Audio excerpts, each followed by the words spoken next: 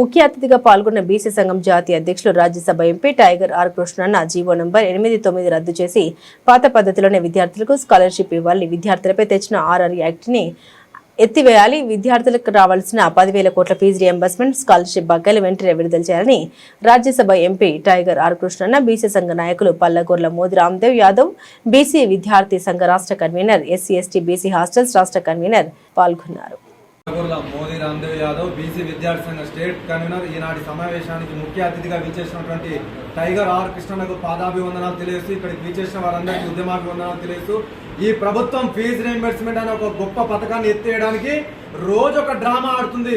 గతంలో GO number 7 తెచ్చి ఇప్పుడు జీవో నెంబర్ 8, 9 అని చెప్పి ఒక దొంగ వైఖరి ఈ ప్రభుత్వం అవలంబిస్తుంది.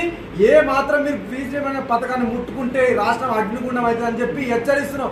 మీరు విద్యార్థులకు రావాల్సినటువంటి 10,000 కోట్ల ఫీజు రీయింబర్స్మెంట్ బకాయిలను వెంటనే విడుదల చేయాలి. మీరు ఇలా ఈ ఫీజు రీయింబర్స్మెంట్ పథకాన్ని ఎత్తివేయడానికి ఇలా జీవో నెంబర్ 8, 9 వెంటనే రద్దు చేయాలి. పాత పద్ధతిలోనే ఫీజు రీయింబర్స్మెంట్ స్కాలర్షిప్ ఇవ్వాలని చెప్పి విద్యార్థి సంఘాలు డిమాండ్ చేసి లేని ఏడల ఆర్ కృష్ణతో మిలిటెంట్ పోరాటం చేస్తాం. ఇలా విద్యార్థుల మీద మీరు ఆర్ఆర్ యాక్ట్ అనేది ఉపయోగిస్తారు. ఆర్ఆర్ యాక్ట్ ఎవరి మీద ఉపయోగిస్తారు? రెవెన్యూ విద్యార్థులు రావాల్సిన ఫీజు రీయింబర్స్మెంట్ స్కాలర్షిప్ విడుదల చేయాలి. రాష్ట్రంలో 2,50,000 ఉద్యోగాల భర్తీ చేయాలి. అప్లై చేసుకున్న ప్రతి ఒక్కరికి ఓవర్సీస్ స్కాలర్షిప్ ఇవ్వాలి.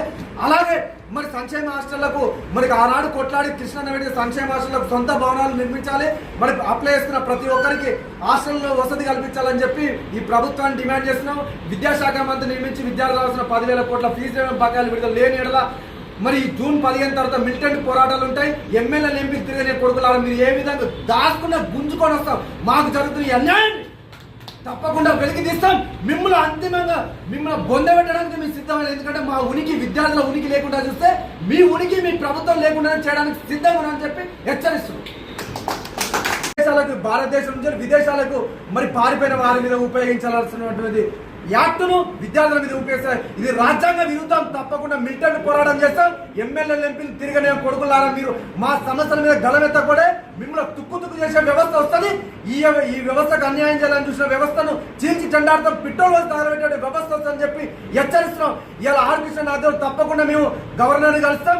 ఈ ఆర్ఆర్ యాక్ట్ మీద అలాగే రాష్ట్రపతికి ఇట్లా కలిసి ఈ ప్రభుత్వ వైఖరిని ఎండగడతామని చెప్పి హెచ్చరిస్తున్నాం. మీకు ఏ మాత్రం చిక్కు చెరవున్నా వెంటనే విద్యా సమస్యలు పరిష్కరించి విద్యాశాఖ మంత్రిని నియమించాలి. ఇలా విద్యాశాఖ మంత్రిని, హోంశాఖ మంత్రి రెండు ముఖ్యమంత్రి దగ్గర పెట్టుకొని ఈ జాతులు చదువుకొని ఏకట ఇలా కొట్లాడితే విద్యార్థి ఫీజుల కోసం కొట్లాడితే కేసులు పెడతామని చెప్పి ఒక దొంగ వైఖరి బెదిరింపులకు మీ బెదిరింపులకు భయపడే ప్రసక్తి లేదు. పెద్ద ఎత్తున మిలిటెంట్ పోరాటం చేస్తాం. తెలంగాణ ఉద్యమంలో ఏ విధంగా అయితే చేసినామో మొన్న ఆర్ కృష్ణ ఇచ్చినటువంటి బంధు పిలుపు ఏ విధంగా జరిగిందో చూడొచ్చు. ఆర్ కృష్ణ శిష్యులు అదిరిపేటలు బెదిరిపేటలు కాదు, ఎంతటి సమస్యలను ఎదుర్కొంటాం. ఈ ఉద్యమాన్ని ముందుకు తీసుకొని పోతామని చెప్పి హెచ్చరిస్తున్నాం. ఆర్ కృష్ణ స్ఫూర్తితోటి పెద్ద